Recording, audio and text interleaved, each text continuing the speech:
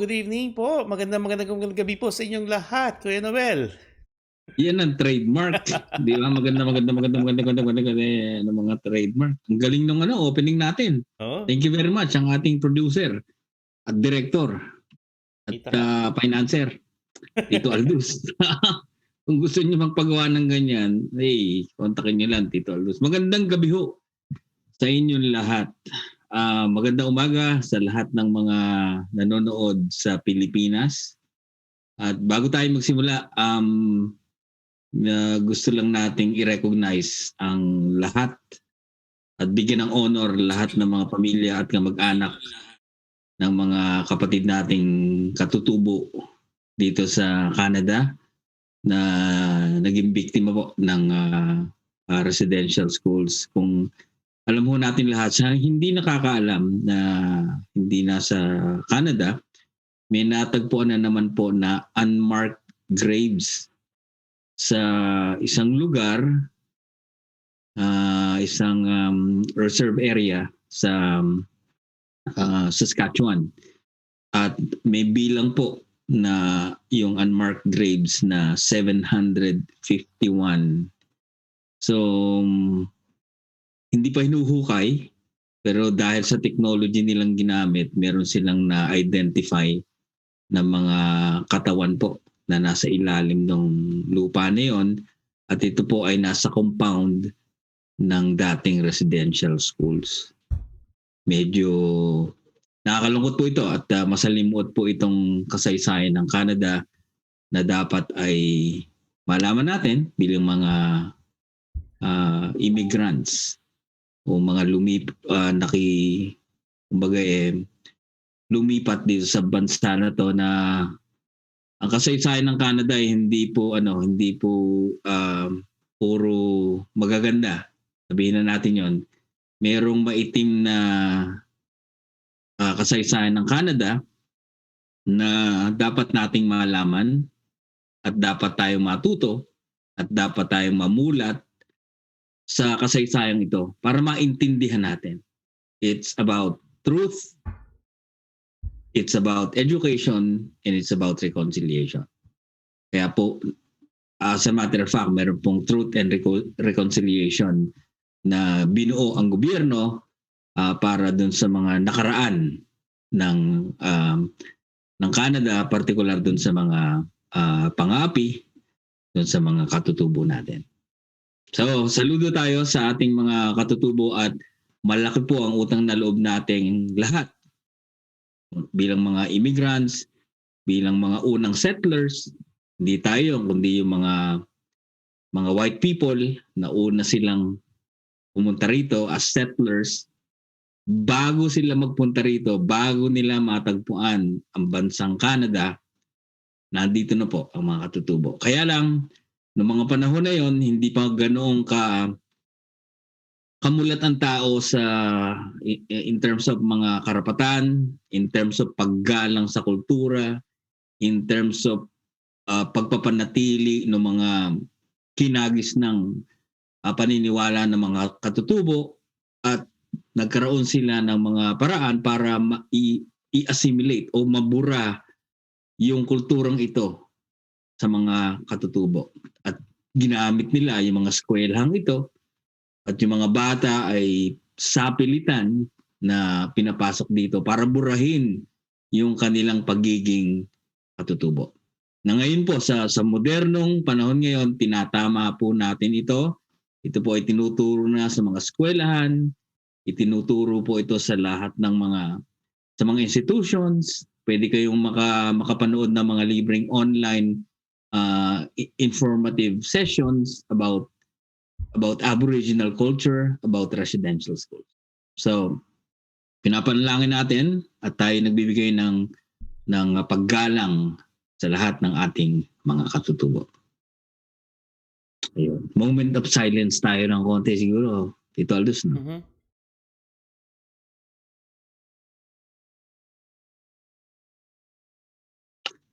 So yun po. Pero tayo ay magpapatuloy sa ating programa at Tito Aldous, yung ating discussion about Bill 64 ay may continuation. Ako. Masarap na Dahil pag-usapan niyan, Kuya Noel. oo, dahil noong isang linggo nakausap natin si James Bedom, 'di ba? Ng Mhm, Green Party na party.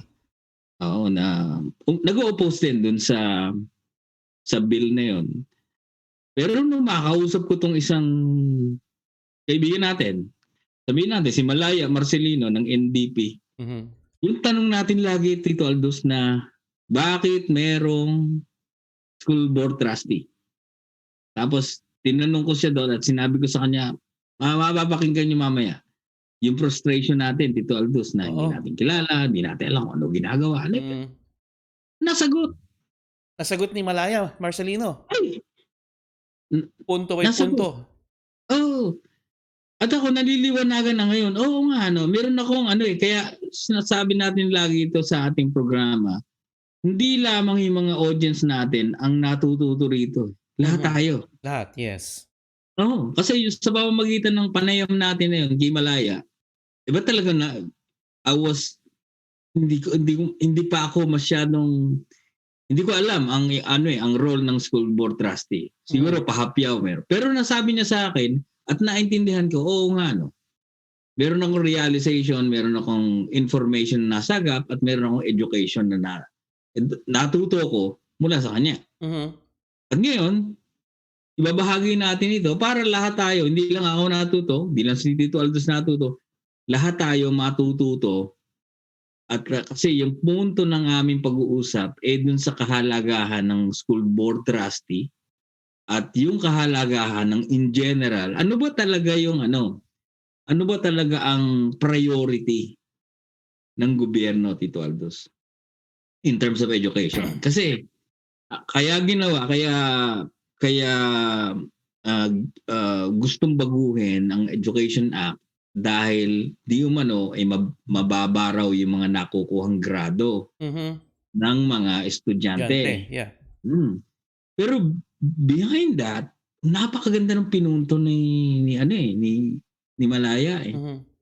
Behind that, hindi lang 'yun ang problema. At hindi 'yun malaking problema actually dahil mamaya malalaman niyo, ang number 6 tayo, hindi tayo nasa kulelat eh. Number 6 saan, Hindi Kuya ito Noel? Overall Canada dun or sa overall na ano, mamaya papaliwanag ni Malaya? Malaya 'yun, na Mhm, hindi tayo talaga kulelat. At ang importanteng bagay pa eh yung ano, ang tinatawag na poverty among young people. poverty among young people, paano yun, Kuya Noel? Oo, na nakakaapekto yun, Tito Aldous, Mhm, sa pag-aaral. Biruin mo, hindi makakapag-aral ang isang tao regardless ng age, lalo mhm. na mga bata, kung kumakalamansi mura. Totoo yun. Totoo yun. Ako hindi ako makakapag-isip ng tama, hindi ako makakapagdesisyon ng tama kung gutom ako. Exactly. Kaya inugat niya na, teka muna, may prioridad dapat ang gobyerno. Hmm, Hindi lamang ito, napakahalaga niyang education, pero may mga factors na dapat ay sinusuportahan ng gobyerno para makabuo tayo ng isang komunidad na nakakapag-isip ng tama, isang komunidad na nakapag-aaral ng tama, para mhm, ang resulta ay magandang scores, mhm. magandang produkto. Yeah, Na-hit niya yun, hit it on the nail, kumbaga. Kumbaga natumbok Malaya. ni Malaya yun. Kaya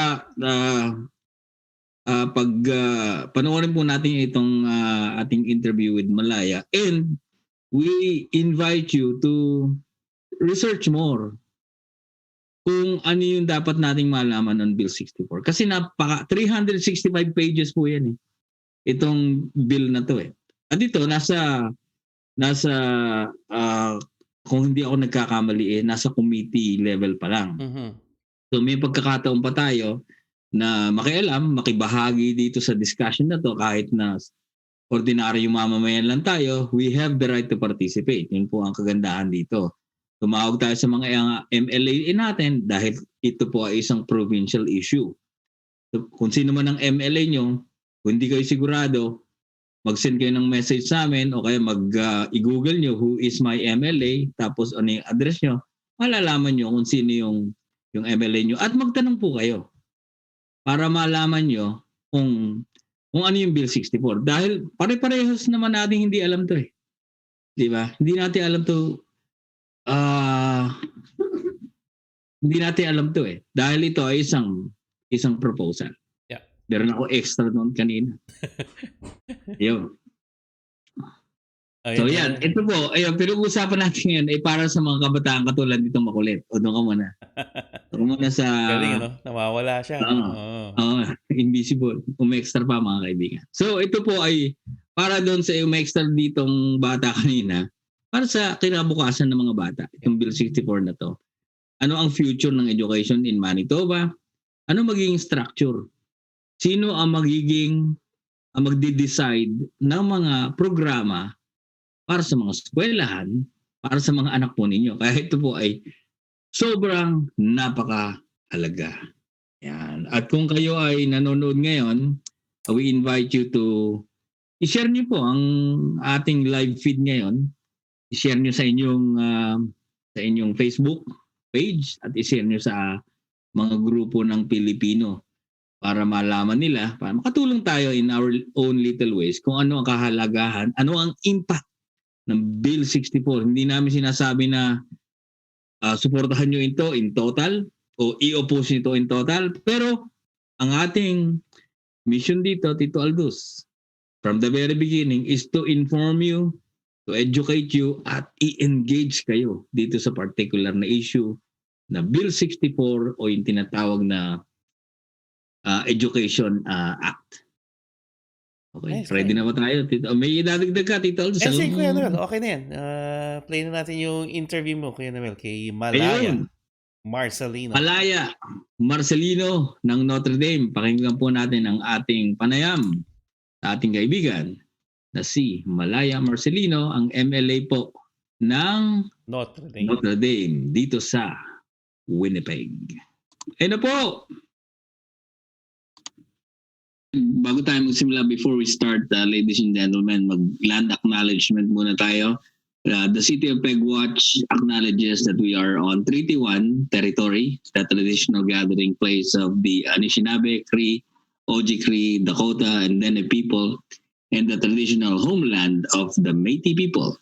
Every time we acknowledge this truth, we have an invitation and an opportunity to reflect on what we do and what we can do to make Manitoba a better place for everyone who lives here. In Tagalog, kinikilala ng City of Gov't na tayo ay natitipon sa teritoryo ng Treaty 1, ang tradisyonal na lugar ng pagtitipon ng mga Anishinaabe, Cree, Oji-Cree, Dakota at Dene, at ang tradisyonal na tinubuang bayan ng mga katutubong Métis.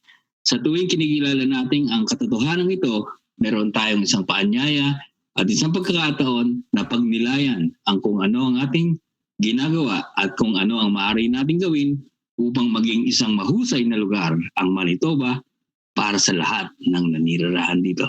Good evening, Malaya. Good evening, Kuya Noel. Oh, could you please email me that translation for that land Land greeting? acknowledgement? Yeah, Ginawa ko lang yun eh. I want to use that in the future for our events. That was a very, very good translation. So Yeah, I just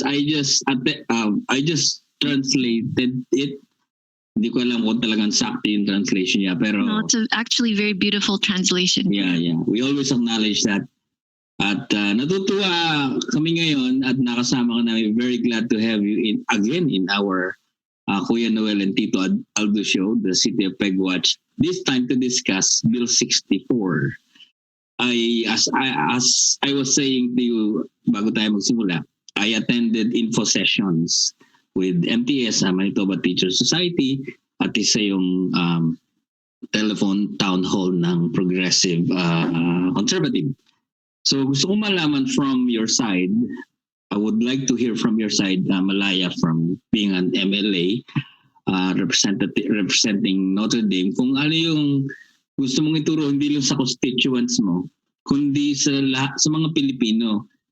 The reason is, a lot of Filipinos are not informed, they are not aware of what the Bill 64 is and how will it impact them as a parent, as kung sila ay worker ng school division, if they are teachers, EA, or even workers at schools, what would be the impact? Let's start off maybe explaining to us, Malaya, what is Bill 64? Well, Kuya Noel, Bill 64 is a very, very big piece of legislation. So it's about 360 plus pages long as a piece of legislation. So there are many components to this. There's many changes that are going to be coming this fall due to Bill 64. So it's about the modernization of education and reforming education here in Manitoba. The original impetus for this, why people wanted to do this, was because of supposedly low test scores from Manitoba children, which we actually contest that, actually. So, but that's what the government, the Conservatives are saying is their main reason. One of the biggest changes is the elimination of school boards, school trustees, and most of the school divisions. So like Winnipeg School Division number 1, Winnipeg School Division number 2, Seven Oaks School Division, Frontier School Division, Pembina Trail School Division. So those will all be amalgamated, and there will be something called a Provincial Education Authority, and those people, between 6 to 11 people in that authority, they're appointed by the cabinet, appointed by the premier and his cabinet, and they will have the authority where before it was elected accountable officials to the jurisdiction, but now it's going to be an appointed position, just a small handful, except for DFSM, the French school division, will still be in place. So that's kind of it in a nutshell, but there's so many changes because of that. You're really redoing it. There's a lot of things that we take exception to, like we disagree with why this is happening. Many people disagree with what is happening. We are seeing a big fight against Bill 64 coming from parents, communities, from school teachers, principals, and lots of school staff. A lot of people don't want this big change to happen. And, some reform is probably welcome, but not this wide scale reform that nobody has asked for. And so there is currently, when you're passing legislation, there's different stages. And one of the stages to pass is called the committee stage, where the public can come in person, hopefully, God willing, to the legislature to express their concerns directly to the Minister of Education and to the other politicians there about the proposed legislation, about the proposed bill. And normally we have like maybe 4 or 5 people coming to the committee stage of the bill's passage. This time for Bill 64, we have over 450 people and more that have signed up already, and more people are signing up every day so that they can make a comment to the politicians that they're really against so many of these changes, because many people will get affected by this. Malaya, I would like to focus on the siguro yung impact sa parents. So the impact to the parents. I'm also a parent. And what are the key concerns that parents should know about Bill 64? You mentioned about there are some parents, or many parents, are opposing this Bill 64. Why? What are those? What are those concerns? Well, a lot of it has to also do with the previous bill that was passed that goes hand in hand with Bill 64 regarding the property tax rebates. Do you remember the property tax rebates? Yes. So, normally we pay a certain number for people who own property, a small house or something. You pay maybe $300 a year. or $400 a year or less, depending on the value of your home and the value of your property, to go towards education. And so the conservatives have reduced, and then they're going to eliminate eventually that whole property tax part. Okay. So in total, that's about $800 million a year. That normally would go to fund education, and that is going to be eliminated. And the conservatives have said that they're going to be making up the shortfall and just do it through provincial funding. So but the thing is we don't believe them. They do not put anything in Bill 64. They do not put they didn't make any assurances that this funding will be in place for that shortfall will now be in place for the future. So what we are seeing instead is going to be a lot of cuts to education. The kind of consolidation and cuts that we saw at our healthcare system is now happening to our education system. And that's what's got people really concerned. Yeah. Like the conservatives, they are cutting. They don't fund education sufficiently. So every year there's rising costs due to inflation, due to increased enrollment numbers, and they do not, keep up with those funding increases. They have said in that last town hall that they're going to do a $1.6 billion guarantee over 5 years for provincial funding for operating costs and for new capital. But that's not new money. That's how much money every year that you have to pay for education. We can't trust them when they say that, because their track record is to consolidate and cut. Okay. Now, yung sinasabi mo kanina na elimination of tax sa property tax natin, kundi ako if I'm not mistaken, this is the education tax, correct? The education portion of your property tax, yeah. Yeah. Ito yung cheque. This was the refund check that we received a week ago from the government. Yes. Where people are happy. Oh, I have $400 here. I have $600. Yeah, it's really, welcome. It's a pandemic, right?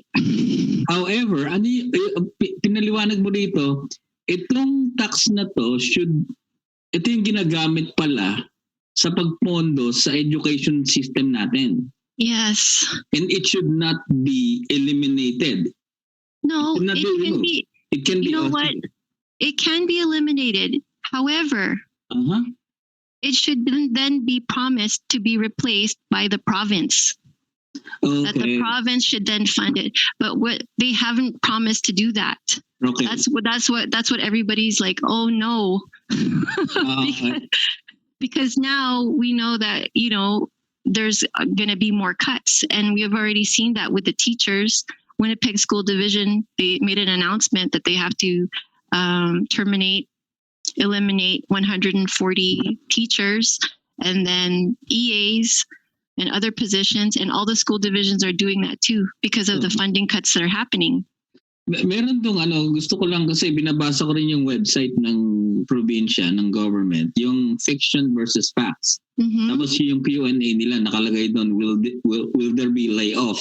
Ang sabi nila doon, it's written that there will be no layoff among teachers yata. There have already been layoffs.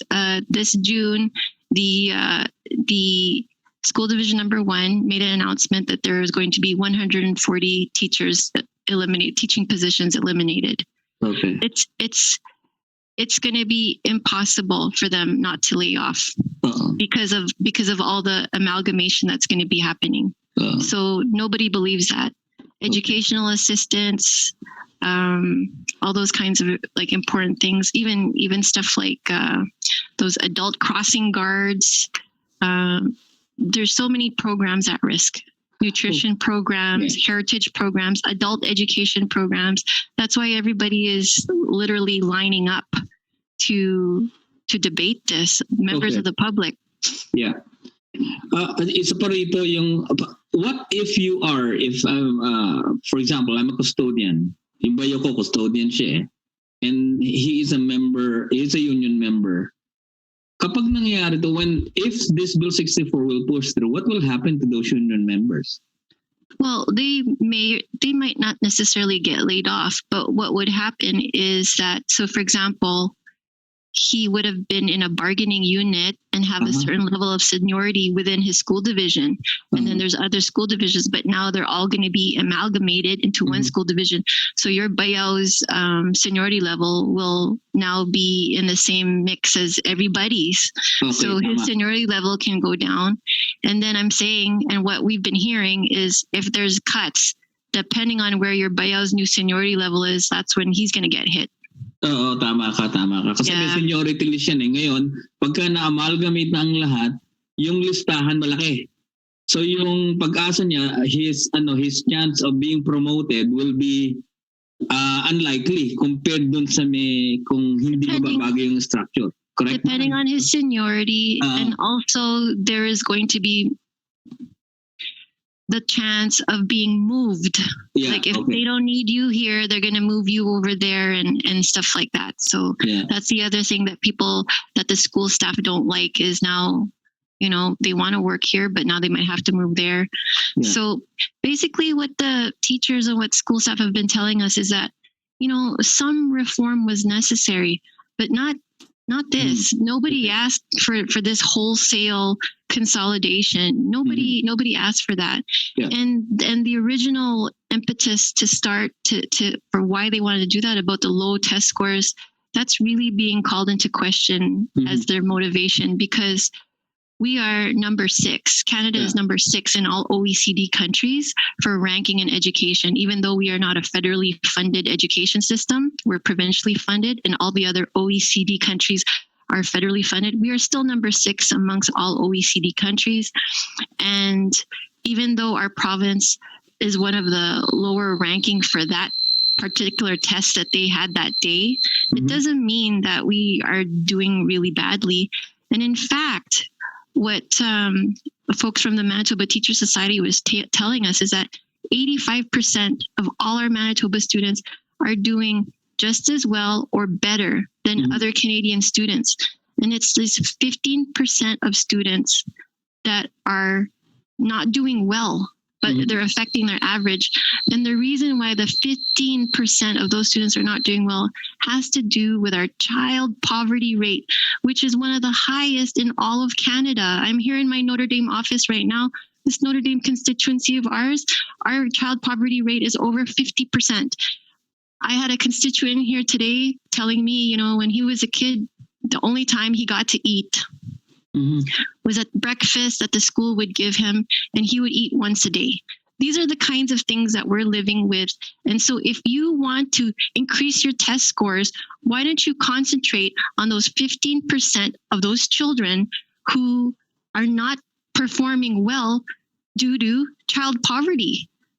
So that's what MTS has been saying. That's what other people have been saying. Sure, there might have been some ways to consolidate and amalgamate a little bit and reduce something. But what these guys are doing is way too much. It's overkill. And at the end of the day, it's all going to be about consolidation and cuts, just like what they did to our healthcare system. And that's what pisses me off.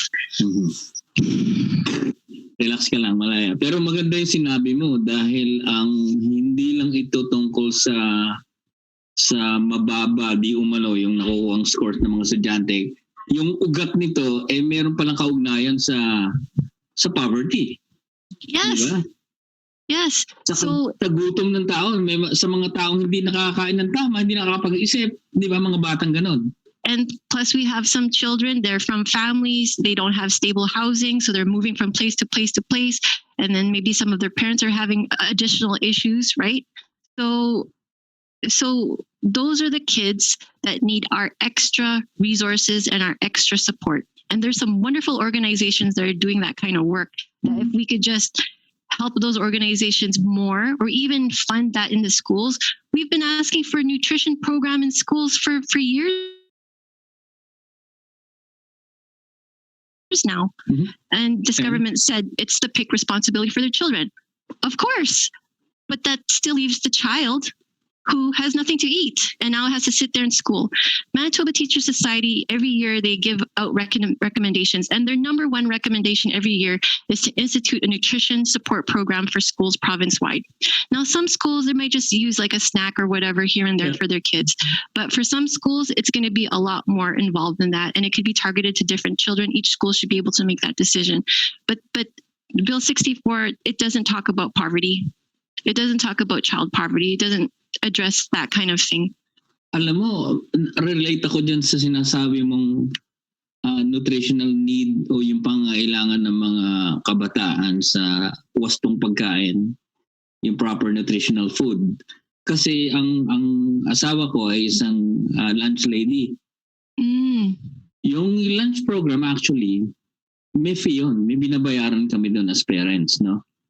However, yung mga ibang estudyante ro na hindi part ng lunch program, nakikita mismo ng asawa ko, maraming mga estudyante, ito nakakalungkotan, yeah, this is you're gonna make me cry. May mga estudyante talaga na walang bahon. I know. Hindi nakakain. Ang ginagawa nila doon sa lunch program, binibigyan nila yung mga estudyante. Hindi na naman nila kayang araw-araw bigyan na lang. Kasi may pondo yan eh. Pero as much as they can, they give lunch or food for these kids na walang maibahon. Hindi na asikaso ng mga magulang. Ayokong sisihin ng mga magulang. Hindi ko alam ang nangyayari sa bawat pamilya.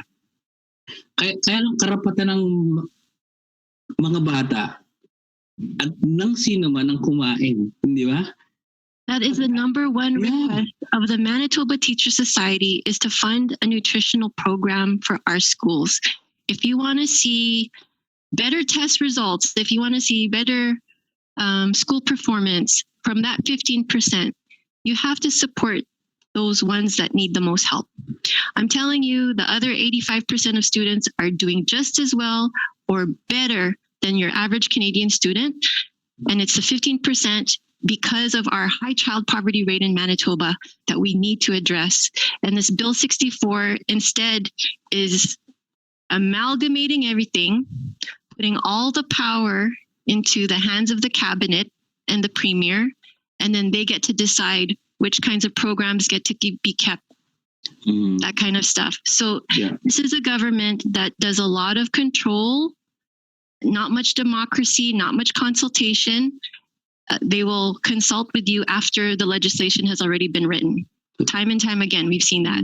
So there's a lot of control, there's a lot of amalgamation, and there's a lot of cost cutting. But the thing is I believe that education is not a cost. It's an investment.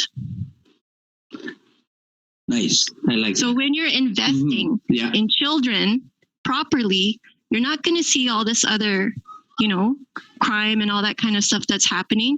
If people have a chance to have a fair education, that is our equalizer. That's the biggest investment that we can have here in our province.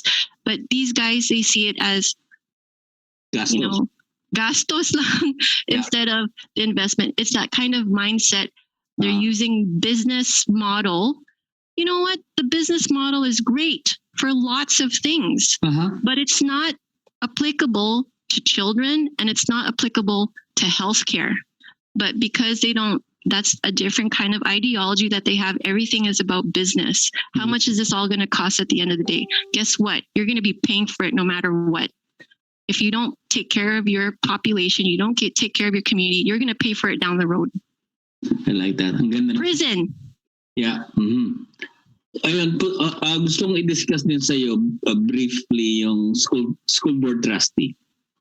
Ano mo, ako as ordinaryong mamamayan, pero hindi What's a mamamayan?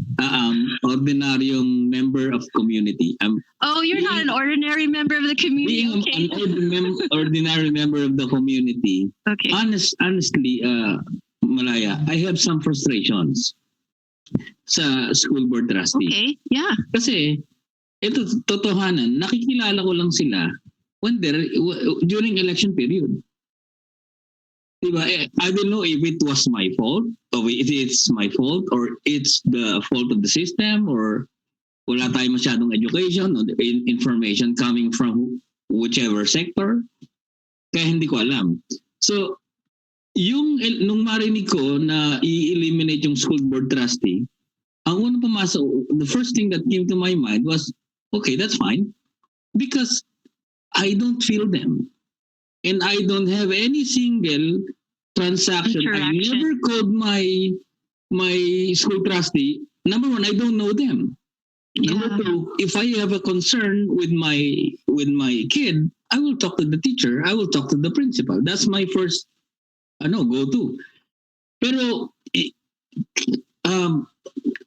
ipaliwanag mo sa amin, explain it to us on what's the importance of school board trustee and why do we need to keep them? Well, what I know of the school board trustee, actually, that was going to be my dream job. Not to be an MLA, my dream job, because I have two small children, and politics is like not a full-time job. It's almost like a 24/7 kind of job. School trustee, they have to have like one meeting per week, which is like a really long meeting, and then they have to prepare for that meeting, and then they have to make lots of budgetary decisions based on that meeting. They review programs, how much they cost, and if we should be doing this program, this kind of pilot stuff, and they have to study that. So being a school trustee was actually my dream job, because you get to be political. You get to, still be elected. You have to ask for support from people. You have to understand what your community's vision is for education and the needs of your community for the school. And then after that, you have to, make those financial decisions to support your school communities with that. So for example, it's the school boards and the school trustees that decided, you know what, let's try that Tagalog heritage language classes here for Seven Oaks, because we're hearing from a lot of parents that this is, maybe like a good thing that we would like to try as a pilot program. Or in my community, some school trustees would say it's really important that we have a very, very big nutrition program here in this school, or this school is a very, very busy, there's busy intersections. We're going to need a lot of adult crossing guards here. So a lot of these decisions are getting made, but we don't see it as parents. But those school trustees, they're accountable to the community, and they have to know their community to make sure that those programs are in those schools. Sana ikaw yung naging school trustee ko, Malaya. Well, now I can't ever be a school trustee because they're going to all be eliminated. So my dream job is actually gone. Because imagine it would just be like a part-time political job, and then I could stay home with the kids more, especially while they're young, and I could still have this job with the community and still fight for, proper education for the kids. Yeah. But now it's going to be all eliminated. Okay. Now, because each region is different. Kuya Noel, each region is different. You go to the northern Manitoba, you go to other schools even across the city. Each school and each region has different needs. Okay. So that's what those school boards can directly address the needs of their area. Mm-hmm. So sana rin to, I hope that this Bill 64 issue will be an enlightenment also to our elected school board trustee. I'm not saying that they're not doing their job well. What am I saying is, we want to feel you, and we want to hear you, and we want to see you doing something for our community, or tell us what you have been doing as a school trustee so that we are informed. Kasi tulad nito, dumating ang Bill 64 wherein your positions will be affected. If we know that you have been communicating with us, then we will be in the front line to back you up. The thing is they don't have the same kind of structure that, let's say, the MLAs do, or even city councilors. Like, they don't have like an office. They don't have they work full time, and then their school trustees part time, because they only have to do like the 1 hour. 1 meeting per week, but you have to prepare for that meeting, right? You have to do all your readings and your check-ins with your stakeholders, making sure that this was an okay program that you're going to be voting for. Yes. So so it's not like, like me, where I'm in the legislature, I'm yapping or whatever, and people are posting about this or whatever. There's no exposure like that. And a lot of those decisions and those meetings are in camera. So they're not supposed to like even talk about it. So you're right. There was that whole structure. Maybe they could have changed, but the truth is I don't think they really had the time and even their resources. They don't get like a budget to, have signs and stuff like that. That's all their own money, actually. Thanks for, I really don't know. At salamat dun sa thanks for letting me know about those information. But even like I could try, I don't have the exact amount of money, like how much a school trustee costs or how much like the school boards cost, but like it's not a lot of savings, like what these guys are just gonna keep cutting. So okay, now before ang sarap ng kwentuhan natin, really Malaya, dapat may second round tayo on kasi we will have a second round, and I'm gonna do it in Tagalog next time, Quino. I promise you. Yeah, how do I say this? Ipagtanggol ang ating edukasyon. ang edukasyon kasi ay karapatan ng bawat mamamayan. That's right. Hindi ito pribilehiyo. This is not a privilege. At hindi ito gastos, as you mentioned. Ito ay isang investment. I like that. Yes. Education should not be treated as an expense because it is an investment for the future. Last question before I let you go, Malaya. If Bill 64 will not push through as planned by the government of the day, what are we expecting from NDP? What is there a counter proposal already? Nagsulat na ba kayo? What are we expecting as Manitobans? Well, first of all, Bill 64 is still very live. So right now we're in recess, and it's going to be debated again for the first time in the fall. So in October, we start debating. But because the NDP is in opposition and we are not enough members, we cannot vote this down, this Bill 64 will pass in some shape. So it's up to community right now to determine that shape. So that's why we're asking people to join the fightbill64.ca campaign so that people can learn about it. First of all, don't take my word for it. You can read about, the changes yourself. And then after that, see how those changes might affect you or your, let's say if you work in a school as school staff, because it's not just teachers, it's, administration staff, people who work in, technical services, mechanical services, even school bus drivers, lunch program, after school program, before school, all those kind of, even adult crossing guards. So there's a lot happening to the whole school system. All right. So I think that what we would do differently is, focus on that 15%. Focus on those children and those families that need that extra support. And when you're evaluating, you just don't do just like one test, one snapshot. There's lots of different ways that you can evaluate a student. You could do like cohorts across the years to see how they're doing, not just here's one test on one day on one afternoon and now let's compare it to everybody.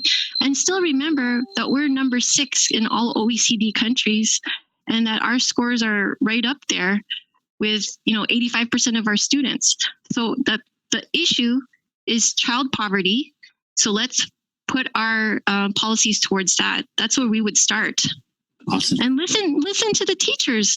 Listen to the educators. Let's listen to the people that are working with our students and ask them what they need, what they would like to see reformed. And some of that was in the commission that the Tories put out. But then their Bill 64 doesn't even look like their commission. It's not the same document. So it's you got the input. Here's the commission, but then the commission didn't get translated into that 360 pages of that bill. Instead, nobody talked about the amalgamation of this and having like the control here of like nobody talked about that. You ask the teacher, what are your priorities? How can we make education a better place here in Manitoba? Let's put all the control into the cabinet's hands. No, there was never a response like that. And when they asked the minister, Can you tell us about which stakeholders are in support of your Bill 64? Silence. Silent. For me, when I am trying to do my research for a project to come up with new policy directives, let's say for credential recognition barriers for newcomers, do I just make this up by myself? Yeah, you ask this. No, I don't. Yeah. You have to do this with people who are on the ground facing these issues on a daily basis. And that's not happening here. You have all the people who are working with these kids not part of this. So this is doomed to fail. This is an ideological experiment that these PCs are doing. What they're doing to our healthcare system, they're doing it now to our education system. And these guys gotta go. Malaya, you are, ano ba tawag doon? You are putting fire into my activist spirit. Bumabalik ang aking pagiging aktivista nung makausap kita, Malaya. Anyway, maraming salamat. Thank you very much for your time today, Malaya. And we will talk again. And as you promised me, you will talk in Tagalog next time. Yes. No, I will Really? because Okay. I've nagtatagalog naman po ako, Kuya Noel, pero may accent kaya lagi akong pinapagtawanan ng ibang tao, so hindi ako nagtatagalog most of the time, but I can do this in French, so I can do this in Tagalog. I registered for the MAFTI adult Nice. Tagalog course starting in September. And then I have a Tagalog tutor, Tita Clara Brenica, because, you know, when we're talking about legislation or bills and stuff like that, it's not conversational. Like, oh, Kuya Noel, anong masarap kainin dyan? Like, it's not like that kind of talk, right? We're talking about, you know, the elimination of blah, blah, blah. Like, it's different kind of Tagalog. So I need to Awesome. get better. I'm looking forward to that, Malaya, that conversation. This Bill 64 is not yet over, ladies and gentlemen. Call your MLAs. Participate in lots of info sessions out there. Meron diyang sponsored by the government. Attend those. Sponsored by other sectors like education sector. Like nag-attend ako 2 days ago sponsored by principal of Meadows West. Very good conversation. And attend, hindi lang NDP sponsored. Lahat ng pwede niyong malaman na just get the information. Yeah, get the information, and then after that, you decide. That's right. All right? Yeah. But if you, at the end, you don't want this, I have a sign in Tagalog. It'll say, ipagtanggol ang ating edukasyon. And then it'll say, fightbill64.ca. So we have those signs in Tagalog too. Perfect. You can order it. Ipagtanggol ang ating edukasyon. At sa diwang iyan, mga kaibigan, we would like to thank every one of you. Maraming salamat, Malaya. Mabuhay ka at mabuhay ang edukasyon dito sa Manitoba. Maraming salamat.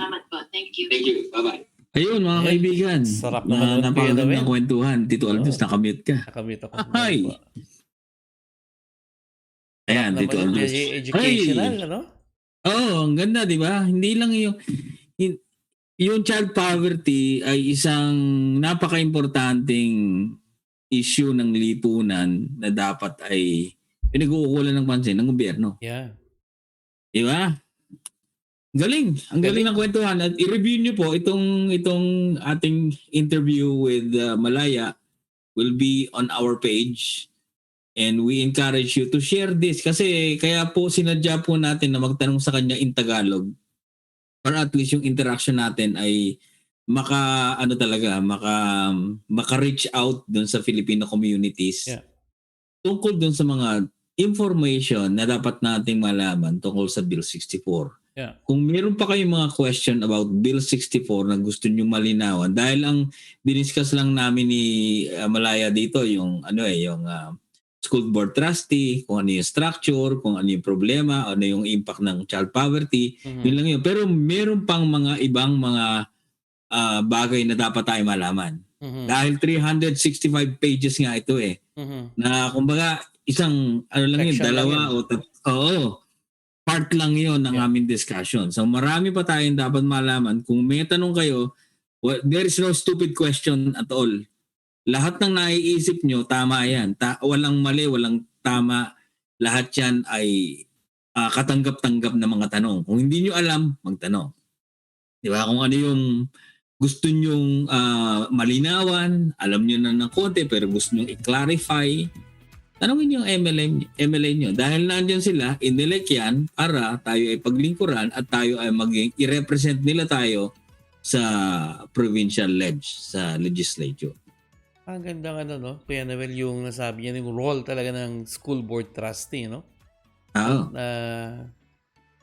Nawanagan rin ako dun. Napaliwanag niya. At speaking of school board trustee, meron tayong interview. Kaya lang hindi natin masingit ngayon dahil nakakonsentrate tayo sa topic ng Bill 64. Next week or the following week siguro ipapalabas natin yung anti-racism policy na in-author po ng isang school trustee ng Seven Oaks. Kaibigan natin si Greg McFarlane. Na kapanayan po natin siya. Meron siyang magandang palisiya na ipinasa sa board. Ito yung anti-racism policy. So magandang topic na naman to. Ang sumulat nito at ang naka-develop ng first in Manitoba to, Tito Aldous. First in Manitoba na nagkaroon ng isang polisiya na tinatawag na anti-racism or anti-racism policy. Abangan niyo po yan. Maganda yan. Maganda yan. At isa nga sa mga ayokong i-preempt yung kwentuhan natin doon kay McFarlane. Kaya lang, isa sa mga naitanong ko, Greg, what will happen if Bill 64 will push through? Ano mangyayari doon sa policy mo? Kasi mawawala na yung school trust, di ba? Abangan niyo yung sagot ni Greg doon.